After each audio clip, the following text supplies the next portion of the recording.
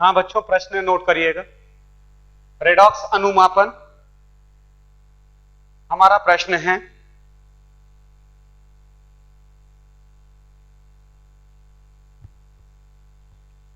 दो सौ मिलीलीटर के 0.2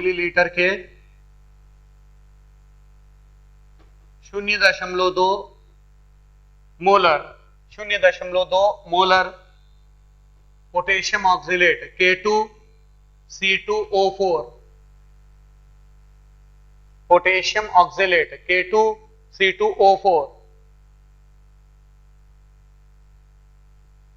के पूर्ण ऑक्सीकरण के लिए पूर्ण ऑक्सीकरण के लिए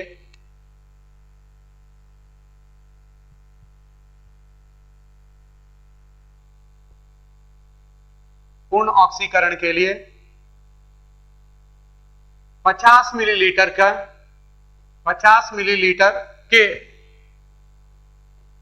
K2Cr2O7 की आवश्यकता होती है। 50 मिलीलीटर के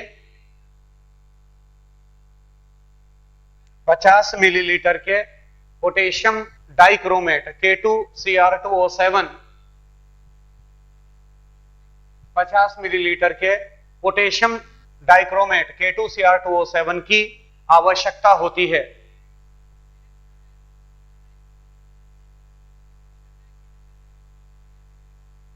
पूर्ण विराम। K2Cr2O7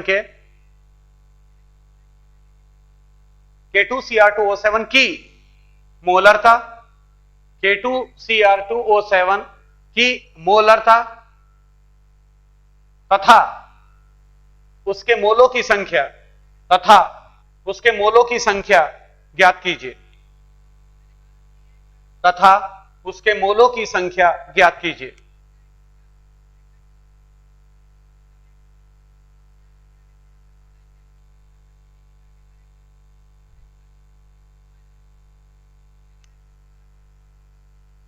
right. अब सारे बच्चे बोर्ड पर देखेंगे क्या करना है हमारे को। यहां पर बच्चों पोटेशियम ऑक्सलेट की अभिक्रिया पोटेशियम डाइक्रोमेट के साथ करवाई गई है। राइट। और मान लो कि ये जो अभिक्रिया है, यह अभिक्रिया अम्लीय माध्यम में आप करवा रहे हो, अम्लीय माध्यम में ये हो रही है। तो अब यहां पर हम क्या करेंगे, सबसे पहले तो K2Cr2O7 plus K2C2O4 K2Cr2O7 plus K2C2O4 plus H2SO4। मैं समझा रहा हूं बच्चों, आपको नहीं करना है, आप सिर्फ तसल्ली के साथ बोर्ड पर देखेंगे कि कैसे किया जा रहा है उसको। प्लस H2SO4 और यहां पर मिलेगा हमारे को K2SO4 plus Cr2SO4 whole thrice plus CO2। ये मुख्य घटक हैं जो आपकी अभिक्रिया हैं। अभी मैंने जल का अणु नहीं लगाया है। राइट। अब जब भी कोई रेडॉक्स अभिक्रिया होती है तो उस रेडॉक्स अभिक्रिया में कोई ना कोई आपका ऑक्सीकारक होता है और कोई ना कोई आपका अपचायक होता है। कोई ना कोई आपका ऑक्सीकारक है और कोई ना कोई आपका अपचायक है। राइट। तो अब यहां पर हम क्या करेंगे, जो ये पोटेशियम डाइक्रोमेट है K2Cr2O7, गौर से चेक करिए, वह Cr2SO4 होल थ्राइस में कन्वर्ट हो रहा है। Right. Potassium dichromate K2Cr2O7 oxidising agent है। राइट। ये ऑक्सीडाइजिंग एजेंट की तरह काम कर रहा है। ये पोटेशियम डाइक्रोमेट ये ऑक्सीडाइजिंग एजेंट हुआ, ऑक्सीडाइजिंग एजेंट, जिसको आप कहते हैं ऑक्सीकारक। राइट। इसका मतलब ये हुआ। अच्छा, ऑक्सीडाइजिंग एजेंट का काम क्या होता है? ऑक्सीडाइजिंग एजेंट का काम होता है इलेक्ट्रॉन को ग्रहण करना। ये ऑक्सीकारक का काम होता है। तो जब इलेक्ट्रॉन को ग्रहण किए जा रहे हैं तो कोई ना कोई इलेक्ट्रॉन दे रहा है। राइट। जो पोटेशियम ऑक्सलेट है ये आपका रिड्यूसिंग एजेंट है।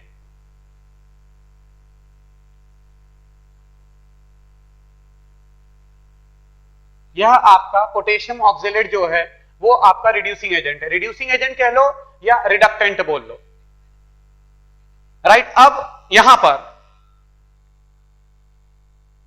अब हमारे को यह देखना पड़ेगा कि जो हमारा ऑक्सीडाइजिंग एजेंट है, मैं आपको संतुलन करना भी बता रहा हूं, राइट। मेरा सिर्फ ये पर्पस नहीं है कि क्वेश्चन को सॉल्व करना, मैं आपको संतुलन करना भी बता रहा हूं कि कैसे आप संतुलित करेंगे अभिक्रिया को, कोई रेडॉक्स अभिक्रिया। तो अब ये जो पोटेशियम डाइक्रोमेट है K2Cr2O7, यह K2Cr2O7 जो इलेक्ट्रॉन को ग्रहण करता है, तो अब हम ये चेक करने की कोशिश करेंगे कि इसका एक मोल, पोटेशियम डाइक्रोमेट का एक मोल कितने इलेक्ट्रॉन को ग्रहण करता है। तो उसको पता करने के लिए हमारे को अभिक्रिया के दूसरी तरफ देखना पड़ेगा, अभिक्रिया जो है उसके दूसरी तरफ आपको देखना पड़ेगा। अगर दूसरी तरफ आप देखोगे तो यहां पर जो क्रोमियम है यह +3 अवस्था में, यहां जो क्रोमियम था, यहां जो क्रोमियम है यह +6 अवस्था में है, और जब क्रोमियम +6 अवस्था से +3 अवस्था में जाएगा, जिस समय क्रोमियम +6 से +3 अवस्था के अंदर जाता है तो वो 3 इलेक्ट्रॉन को ग्रहण करता है, वो 3 इलेक्ट्रॉन को ग्रहण करेगा, राइट। ये 3 इलेक्ट्रॉन को उसने ग्रहण किए, राइट। पर यहां पर मैंने पोटेशियम डाइक्रोमेट की अगर हम बात करें तो पोटेशियम डाइक्रोमेट में 2 क्रोमियम है, एक क्रोमियम 3 इलेक्ट्रॉन को ग्रहण कर Cr3+ में कन्वर्ट होता है, एक क्रोमियम। तो 2 क्रोमियम यहां पर लगे हुए हैं, यहां 2 क्रोमियम है, तो 2 क्रोमियम की अगर हम बात करेंगे तो जो 2 क्रोमियम है, राइट, वो 6 इलेक्ट्रॉन को ग्रहण करेंगे, राइट।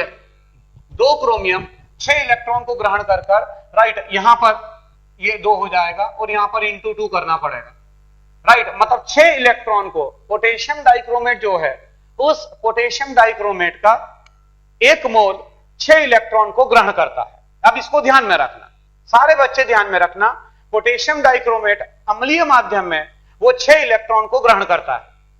इसका मतलब यह है कि इसका जो N गुणक है, N गुणक मतलब किसी जो N फैक्टर जिसे आप बोलते हो, राइट। तो किसी, अगर हम ऑक्सीकारक को लेकर बात करें तो किसी ऑक्सीकारक को लेकर अगर आप बात करोगे तो किसी ऑक्सीकारक का N गुणक आप कैसे डिफाइन करोगे कि उस ऑक्सीकारक का एक मोल कितने इलेक्ट्रॉन को ग्रहण करता है। तो पोटेशियम डाइक्रोमेट जो अपने आप में ऑक्सीडाइजिंग एजेंट है, राइट, इसका जो एक मोल है वो एक मोल 6 इलेक्ट्रॉन को ग्रहण कर रहा है, 6 इलेक्ट्रॉन को ग्रहण कर रहा है, राइट। इसका मतलब इसका जो N गुणक हो जाएगा पोटेशियम डाइक्रोमेट का वो 6 हो जाएगा। अब बात आगे बढ़ती है, यह है हमारा पोटेशियम ऑक्जेलेट K2C2O4, राइट। तो ये जो K2C2O4 है, अगर मैं यहां पर ये पूछूं कि ये जो कार्बन है उस कार्बन की ऑक्सीकरण संख्या कितनी है, तो आप बोलेंगे C2O4 2 नेगेटिव, मतलब ये 2x -8 it is equal to -2, 2x it is equal to 6, x is equal to 3, right. जो पोटेशियम ऑक्जेलेट है, राइट, ये जो पोटेशियम ऑक्जेलेट है, इस पोटेशियम ऑक्जेलेट में जो कार्बन है वो अपनी +3 ऑक्सीकरण संख्या में, और यह +4 अवस्था में जा रहा है। तो जब कार्बन, जिस समय कार्बन +3 अवस्था से +4 अवस्था में जाएगा तो वह 1 इलेक्ट्रॉन को देता है।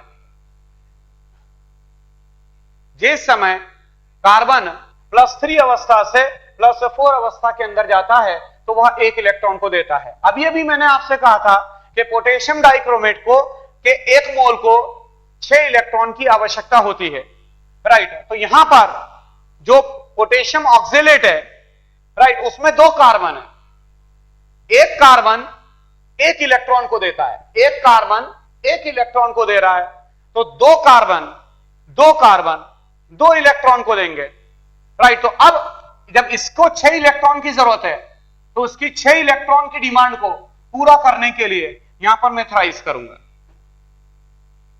राइट। अभी मैंने बताया एक कार्बन 1 इलेक्ट्रॉन को देता है, राइट। यहां पर टोटल 6 कार्बन है, 3 2 6, यहां पर टोटल 6 कार्बन है, राइट। एक कार्बन 1 इलेक्ट्रॉन को देता है, राइट। तो जो 6 कार्बन है वो 6 कार्बन 6 इलेक्ट्रॉन को देंगे, राइट। इस तो जब यहां पर अब ये पूरी जो अभिक्रिया है, अब देखो कितने यहां पर कितने तत्व लगे हुए हैं, कितने तत्व हैं, यहां पर पोटेशियम है, यहां पर क्रोमियम है, यहां पर ऑक्सीजन है, यहां पर कार्बन है, राइट। बट ये जो इतने तत्व हैं इनमें से सिर्फ दो तत्वों की राइट, सिर्फ 2 एलिमेंट्स की ऑक्सीकरण संख्या में परिवर्तन आ रहा है। वो कौन कौन है? वो है क्रोमियम और दूसरा है carbon. One is chromium and another one is carbon. अब यहां पर 2 क्रोमियम है, तो जब यहां पर 2 क्रोमियम है जिनकी ऑक्सीकरण संख्या में परिवर्तन आता है, उसको वहीं पर बैलेंस करना आवश्यक होता है, यहां पर 2 क्रोमियम है, राइट। तो यहां पर ये 2 क्रोमियम है, Cr2, 2 क्रोमियम, राइट। यहां पर टोटल कितने कार्बन है? टोटल यहां पर 6 कार्बन नजर आ रहे हैं। तो 6 कार्बन नजर आ रहे हैं, इसका मतलब ये हुआ कि यहां पर आपने 6 कर दिया, ये 6 किया, राइट। यहां पर 2 क्रोमियम है, वहां पर भी 2 क्रोमियम है, यहां पर 6 कार्बन है, वहां पर भी 6 कार्बन है। क्यों मैं ऐसा इसलिए बोल रहा हूं क्योंकि जिनकी ऑक्सीकरण संख्या में परिवर्तन आता है, जिस तत्व की ऑक्सीकरण संख्या में परिवर्तन आता है, तो उसको बैलेंस करना, उसको संतुलित करना अति आवश्यक होता है। सबसे पहले उसका संतुलन होना चाहिए, राइट। अब आप चेक करिए टोटल कितने पोटेशियम है, 3 2 जा 6 और 2 8, राइट। यहां पर मैंने 4 K2SO4 लगा दिया, राइट। मतलब पोटेशियम बैलेंस हो गया, क्रोमियम बैलेंस है, राइट, कार्बन बैलेंस है। अब एक काम करो, सल्फेट पर आ जाइए। टोटल यहां पर कितने सल्फेट है? 4 और 3 7 सल्फेट है इस साइड पर, राइट। इसका मतलब यहां पर 7H2SO4 होना चाहिए, राइट। 7H2SO4 हमने कर दिया। अब 7H2SO4 किया तो हाइड्रोजन डिसबैलेंस हो गया, उसको बैलेंस करने के लिए यहां पर मैंने 7H2O लगा दिया। ये 7H2O, ये पूरी अभिक्रिया आपकी बैलेंस हो चुकी है, पूरी अभिक्रिया आपकी बैलेंस है, राइट। अब हम क्या करेंगे, एक काम आपका पूरी तरीके से हो चुका है। तो खास जब भी कोई आप अभिक्रिया को बैलेंस करते हैं, संतुलित करते हैं, तो बच्चों जो सबसे इंपॉर्टेंट चीज होती है, इसी अभिक्रिया को जब आप बैलेंस करते हैं, जब आप उसको संतुलित करते हैं, तो सबसे जो इंपॉर्टेंट चीज होती है वो ये है कि इलेक्ट्रॉन पूर्ण रूप से बैलेंस होने चाहिए, राइट। वो इलेक्ट्रॉन यहां पर पूरी तरीके से संतुलित। अब मैं क्या करूंगा, जो पोटेशियम ऑक्जेलेट है, उस पोटेशियम ऑक्जेलेट के मैं मोलों की संख्या ज्ञात कर रहा हूं, राइट। मतलब मैं बोलूंगा पोटेशियम ऑक्जेलेट के number of moles of it is equal to मोलरता गुणित वॉल्यूम, वॉल्यूम लीटर में,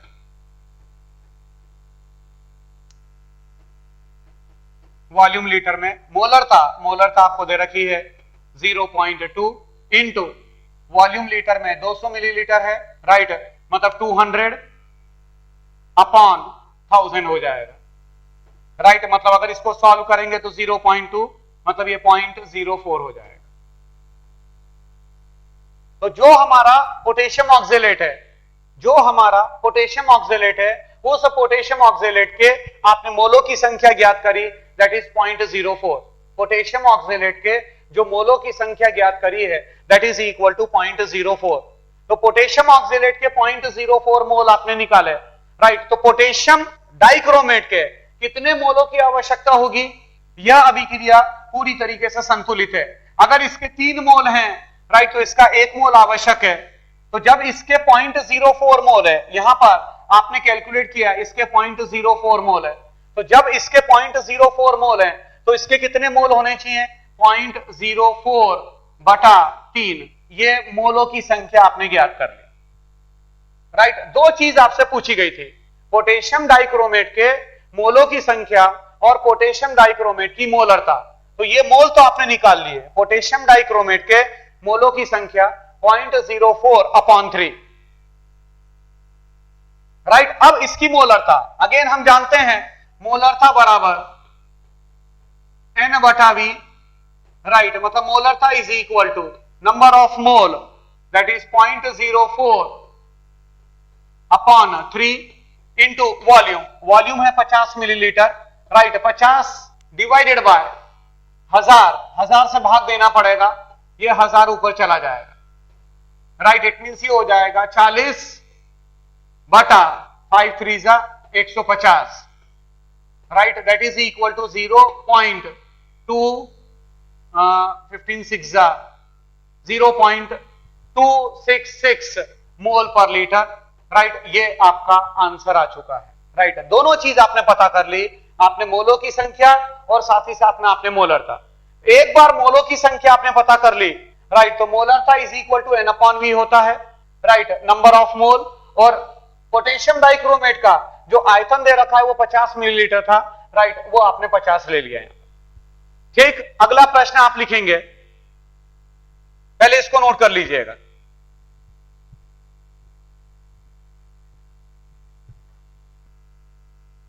राइट, अगले प्रश्न पर आइएगा।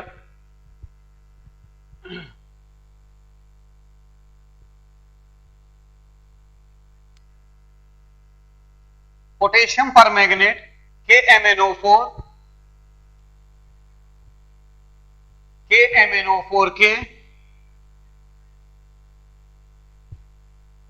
0.2 मोल KMnO4 के 0.2 मोल ऑक्जेलिक अम्ल के कितने मोलों को, ऑक्जेलिक अम्ल के कितने मोलों को पूर्ण रूप से अम्लीय माध्यम में ऑक्सीकृत कर सकते हैं, ज्ञात कीजिए। सबसे पहले अभिक्रिया को संतुलित करिएगा, राइट। सारे बच्चे अटेम्प्ट करें पहले। यहां पर सबसे पहले बच्चों मैं अभिक्रिया को संतुलित कर बता रहा हूं, देखिएगा। KMnO4, इसके मैंने 2 मोल लिए, ऑक्जेलिक अम्ल था हमारा, मतलब ये 5 H2C2O4 प्लस सल्फ्यूरिक अम्ल लगाया आपने, तो ये देगा हमारे को 2 मोल के, मतलब K2SO4 plus twice of MnSO4 और टोटल सल्फेट 3 हो चुके हैं, राइट। इट मींस यहां पर हमने थ्राइस ऑफ H2SO4 लगा दिया, मतलब पोटेशियम बैलेंस हो गया, मैग्नीज बैलेंस है, सल्फेट बैलेंस है, राइट। हाइड्रोजन को अगर अपन देखेंगे तो 3 2 जा 6 एंड 5 2 जा 10, 10 और 6 16, इट मींस 8 H2O ये लगा दिया मैंने, प्लस 8 H2O। चेक कर लीजिए, हाइड्रोजन भी बैलेंस हो गया, राइट। अच्छा, कार्बन बचा हुआ है एक, तो 5 2 जा 10, यहां पर प्लस 10 CO2। क्यों? क्योंकि ये जो ऑक्जेलिक अम्ल का जो कार्बन है, ऑक्जेलिक अम्ल के अंदर जो कार्बन मौजूद है वह कार्बन अपने आप में अपचायक की तरह काम कर रहा है। तो यहां पर 5 मोल है, 5 मोल है ऑक्जेलिक अम्ल के, राइट। तो 5 2 जा 10, वहां पर वो 10 CO2 बना दिया। ठीक, ये आपकी अभिक्रिया पूरी तरीके से बैलेंस्ड है, राइट। अब यहां पर 0.2 मोल KMnO4 के, प्रश्न में आपको दे रखा है कि KMnO4 के आपने 0.2 मोल लिए, राइट। तो जब आप इसके 0.2 मोल लेंगे तो इसके 0.2 मोल कितने का ऑक्सीकरण कर सकते हैं, राइट। तो ये मैं बोलूंगा 5/2 इंटू 0.2, अर्थात आंसर आ जाएगा 0.5 मोल, राइट। इसका मतलब ये हुआ कि 0.2 मोल KMnO4 के 0.2 मोल ऑक्जेलिक अम्ल के 0.5 मोल को पूर्ण रूप से ऑक्सीकृत कर सकते हैं, राइट। अगला प्रश्न लिखिएगा बच्चों।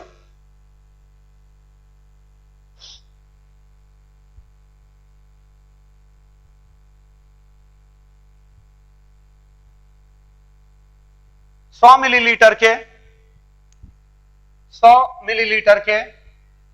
0.3 100 मिलीलीटर के 0.3 मोलर K2Cr2O7 की अभिक्रिया जब HCl के साथ कराई जाती है, जब HCl के साथ कराई जाती है,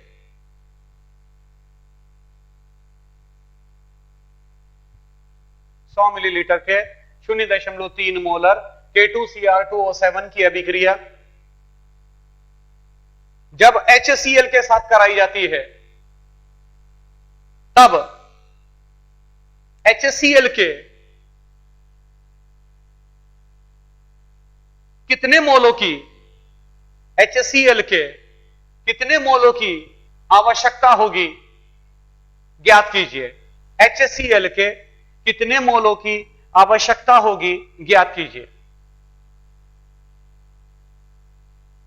राइट, जल्दी से पहले क्या करेंगे आप, K2Cr2O7 पोटेशियम डाइक्रोमेट और HCl के साथ जो अभिक्रिया होती है, पहले वो अभिक्रिया को लिखेंगे आप।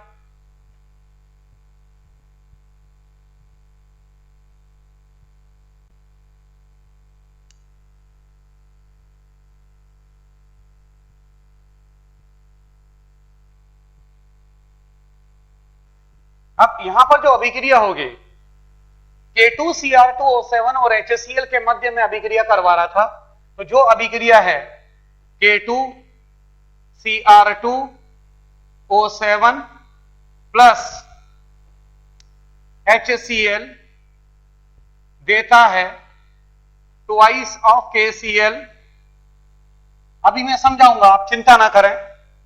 Plus twice of CrCl3 plus thrice of Cl2 plus 7 of H2। ये आपकी अभिक्रिया हो चुकी है। 3 2 जा 6, 3 2 जा 6, 6 और 6 12, 12 और 2 14, राइट, ये 14 HCl, राइट, ये आपकी अभिक्रिया पूर्ण रूप से बैलेंस है। K2Cr2O7 plus 14 HCl giving twice of KCl plus twice of CrCl3 plus thrice of Cl2 plus 7 of H2। Right, अब मेरी बात को ध्यानपूर्वक सुनिएगा। पोटेशियम डाइक्रोमेट में जो क्रोमियम है या जो डाइक्रोमेट आयन है, सारे बच्चे इस बात को ध्यान रखें आप प्लीज, कि डाइक्रोमेट आयन 6 इलेक्ट्रॉन को ग्रहण करता है, राइट, और वो ट्वाइस ऑफ Cr3 प्लस में कन्वर्ट होता है। राइट, अगर सल्फेट होता तो यहां मैं क्रोमिक सल्फेट बनाता। अगर सल्फेट होता तो मैं क्रोमिक सल्फेट बनाता।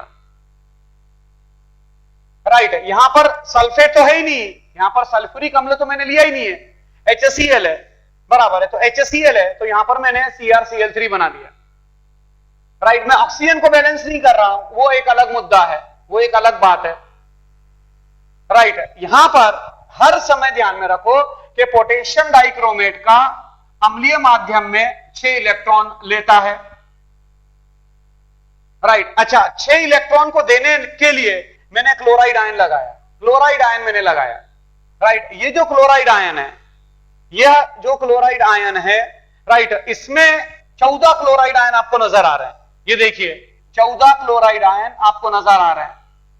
इन 14 क्लोराइड आयन में, ये जो 14 क्लोराइड आयन आपको नजर आ रहे हैं, इन 14 क्लोराइड आयन में 6 क्लोराइड आयन क्लोरीन मॉलिक्यूल में कन्वर्ट हो गए। ये जो 14 क्लोराइड आयन है, उन 14 क्लोराइड आयन में से 6 क्लोराइड आयन क्लोरीन के मॉलिक्यूल में कन्वर्ट हो गए, thrice of Cl2 converted into chlorine molecule. Right, बाकी के बचे कितने? बचे हैं 8, तो ये 8 क्लोराइड आयन प्लस, और जो 6 क्लोराइड आयन जब क्लोरीन में कन्वर्ट हुए तो उन्होंने 6 इलेक्ट्रॉन दिए थे। राइट, चेक कर लीजिए अभिक्रिया, ये वाली अभिक्रिया बैलेंस है। समझिए आप बात को, समझे आप, पोटेशियम डाइक्रोमेट को 6 इलेक्ट्रॉन की आवश्यकता है। तो पोटेशियम डाइक्रोमेट को 6 इलेक्ट्रॉन की आवश्यकता है, राइट। तो मुझे 14 HCl लगाने पड़े। आप बोले सर 14 HCl आपने क्यों लगाया? वो 14 HCl मैंने इसलिए लगाया क्योंकि कुछ KCl भी बन रहा है, यहां पर KCl भी बन रहा है, राइट। जो क्रोमियम है वो CrCl3 में कन्वर्ट हो रहा है, मतलब पोटेशियम KCl में कन्वर्ट हो रहा है, क्रोमियम CrCl3 में कन्वर्ट हो रहा है, राइट। मेरी बात समझ रहे हैं आप? तो इसीलिए मैंने क्लोराइड आयन बढ़ा दिए। बट एक बात बिल्कुल तय है कि जो पोटेशियम डाइक्रोमेट है, एक बात बिल्कुल तय है कि जो पोटेशियम डाइक्रोमेट है, पोटेशियम डाइक्रोमेट को 6 इलेक्ट्रॉन की जरूरत है, तो ये 6 इलेक्ट्रॉन दे रहा है। कैसे अभिक्रिया लिखी? ये अभिक्रिया आपको पता नहीं, ये देखिए 6 इलेक्ट्रॉन दिए गए। 14 क्लोराइड आयन में से 8 chloride ion as it is है, 14 क्लोराइड आयन में से 8 chloride ion as it is है, राइट। तो 3 थ्राइस ऑफ Cl2, राइट, और ये 6 इलेक्ट्रॉन दिए गए, राइट। मेरी बात को समझ गए? तो अब यहां पर ये जो 6 इलेक्ट्रॉन दिए गए, राइट, तो ये 6 इलेक्ट्रॉन लिए गए और ये अभिक्रिया पूर्ण रूप से आपकी बैलेंस हो चुकी है। अब बात आगे बढ़ती है, यहां पर 100 मिलीलीटर के 0.3 मोलर K2Cr2O7, मतलब अगर यहां पर आप मोलों की संख्या ज्ञात करोगे तो आप बोलेंगे K2Cr2O7 के मोलों की संख्या बराबर, आप बोलेंगे 0.1 इंटू 0.3, अर्थात ये हो जाएगा 0.03। आप बोलेंगे सर ये 0.1 कहां से आ गया? 0.1 ये 100 मिलीलीटर था, इसको 1000 से भाग दे दिया हमने, राइट। तो K2Cr2O7 0.03 मोल है। तो जब K2Cr2O7 के 0.03 मोल है, राइट, तो 0.03 मोल, तो अब इसके कितने चाहिए ये आपको पता चल जाएगा। इसके 0.03 मोल के लिए कितने मोलों की आवश्यकता होगी HCl के? तो 0.03 इंटू 14 हो जाएगा, 0.03 इंटू 14। अब आप इसको सॉल्व कर लीजिएगा, राइट। 4 3 12, 2 1 3 1 4, 0.42, 0.42, राइट, HCl के, राइट। पूर्ण रूप से रिएक्ट करने के लिए कितने मोल HCl की आवश्यकता होगी, राइट, वो हमने कैलकुलेट करा, दैट इज इक्वल टू 0.42। आ गई होगी बात समझ में? अब जल्दी से हम एक छोटा सा, बहुत छोटा सा एक प्रश्न ले रहे हैं, नोट करिएगा।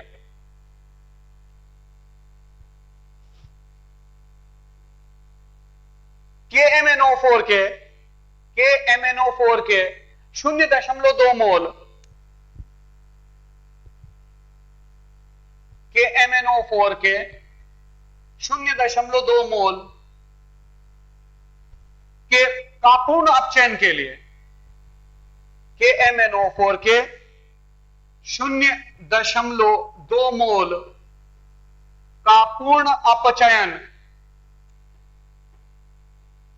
कापूर्ण अपचयन के लिए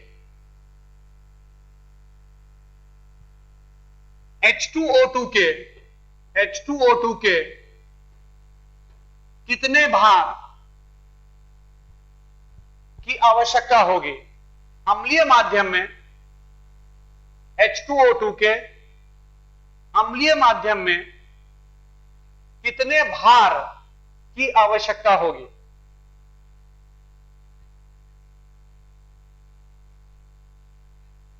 कितने भार की आवश्यकता होगी, राइट। भार ब्रैकेट में लिख लीजिएगा ग्राम में।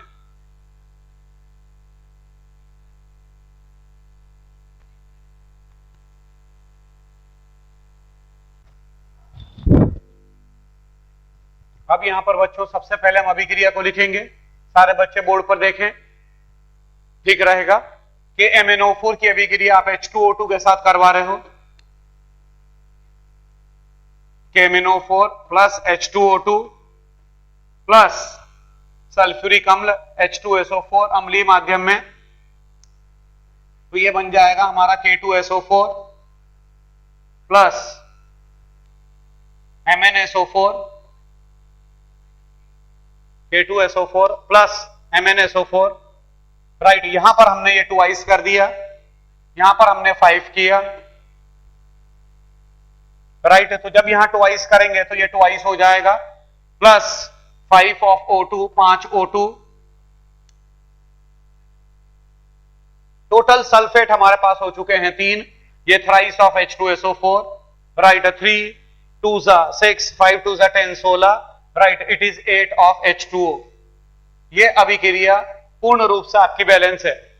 Twice of KMnO4 plus 5 H2O2। फिर से मैं बता दूं आपको, KMnO4 का 1 मोल 5 इलेक्ट्रॉन को ग्रहण करता है, तो जो 2 मोल हैं वो 2 मोल 10 इलेक्ट्रॉन को ग्रहण कर रहे हैं, 2 मोल 10 इलेक्ट्रॉन को ग्रहण कर रहे हैं, राइट। तो जब 10 इलेक्ट्रॉन को ग्रहण किए जा रहे हैं, 1 मोल H2O2 का, यहां पर नोट कर लेंगे, 1 मोल H2O2 का जब O2 में कन्वर्ट होता है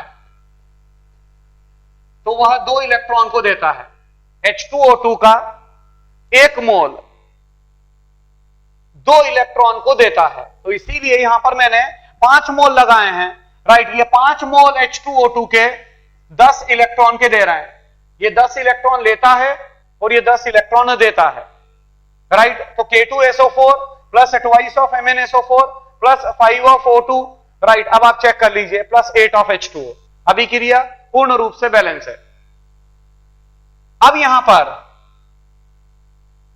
KMnO4 के 0.2 मोल हैं, तो जब KMnO4 के 0.2 मोल हैं तो H2O2 के कितने मोलों की आवश्यकता होगी? तो यह हो जाएगा 0.5 मोल। अगर इसका 2 मोल है तो इसके 5 मोल आवश्यक हैं, तो जब इसके 0.2 मोल हैं तो इसके 0.5 मोल की आवश्यकता होगी। तो 0.5 मोल H2O2 के मतलब उसका कितना भार आवश्यक होगा? तो हम बोलेंगे H2O2 का भार या द्रव्यमान ग्राम में बराबर 0.5 गुणित 34, अर्थात यह आ जाएगा 17 ग्राम। यह आपका उत्तर हो जाएगा, राइट। 0.2 मोल के पूर्ण अपचयन के लिए 17 ग्राम H2O2 की आवश्यकता होगी, right. That's all for today.